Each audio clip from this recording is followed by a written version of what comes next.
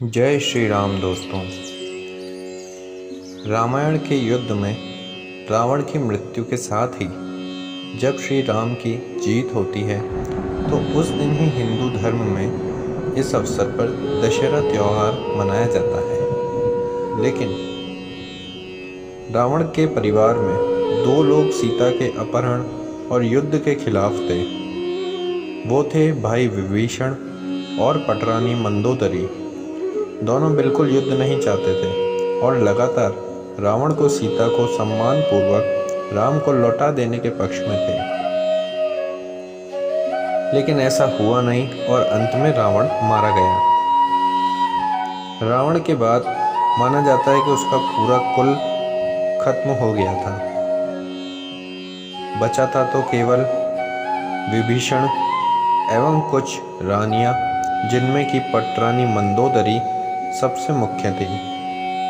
लेकिन इसके बाद में ऐसा क्या हुआ कि मंदोदरी ने विभीषण से शादी करने का फैसला किया, जबकि वो तो एक सतीवान पत्नी थी। तो आज की इस वीडियो में हम यही जानेंगे। लेकिन आगे बढ़ने से पहले और इसी तरह की वीडियोस और पाने के लिए मेरे इस चैनल को सब्सक्राइब करें, बेल आइकन को प्रेस करें, वीडियो अच्छी लगे तो लाइक करें, शेयर करें और मुझे सपोर्ट करें। पुराणों की एक कथा के मुताबिक मधुरा नाम की एक अप्सरा कैलाश पर्वत पर भगवान शिव की तलाश में पहुंची। तलाशते हुए जब वो भगवान शिव के पास पहुंची तो वहां पार्वती को न देखकर शिव को रिझाने का प्रयास शुरू कर दिया। जब कुछ समय बाद पार्वती वहां पहुंची तो उन्होंने मधुरा के शरीर पर शिव की भस्म देखी और वो क्रोधित हो गई। पार्वती ने मधुरा को शाप दिया कि वो 12 साल तक मेंढक बनी रहेंगी और कुएं में उसका वास होगा।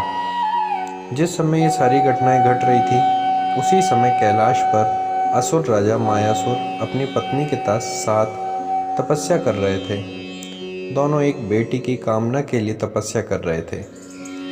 12 वर्षों तक दोनों तप करते रहे और इधर मधुरा के शाप का जब अंत हुआ तो वो कुएं में ही रोने लगी।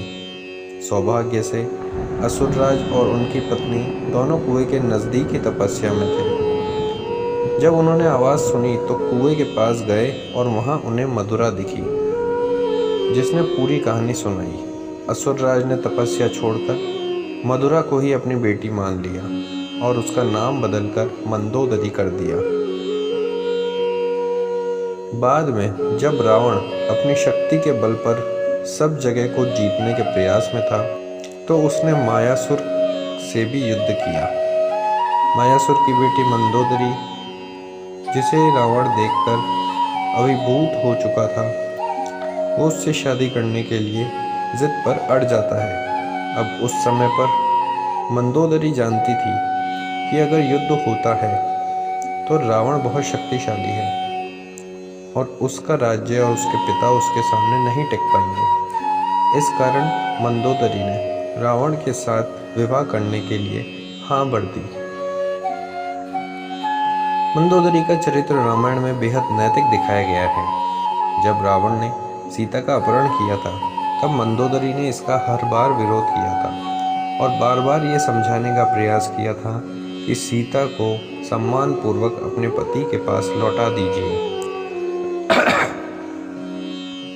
लेकिन रावण नहीं माना और आखिरकार राम के साथ युद्ध में रावण की बुरी पराजय हुई और वह मारा गया तथा मंदोदरी भी विधवा हो गई।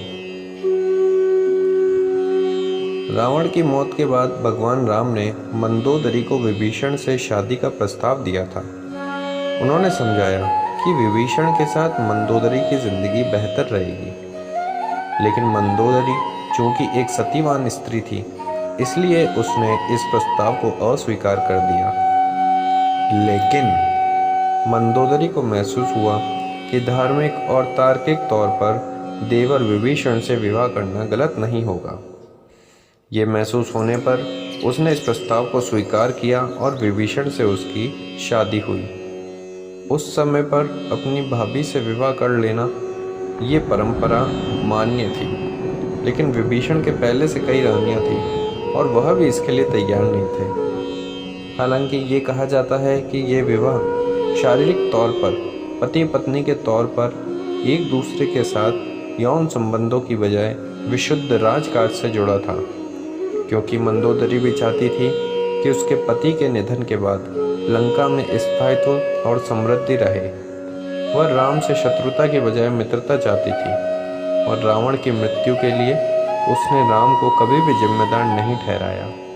मंदोदरी के सतीवान होने के साक्ष्य इस बात से भी मिलते हैं कि कहा जाता है कि रावण के निधन के बाद मंदोदरी उसकी चिता के साथ ही सती होने जा रही थी, लेकिन राम जी ने उसे रोक लिया और अपने देवर से विवाह करने का विकल्प दिया। इसके सिवा उनके पास कोई विकल्प बचा भी नहीं था और लंका के हित में, प्रजा के हित में मंदोदरी ने विभीषण से विवाह किया। बोलो श्री हरि विष्णु विष्णु।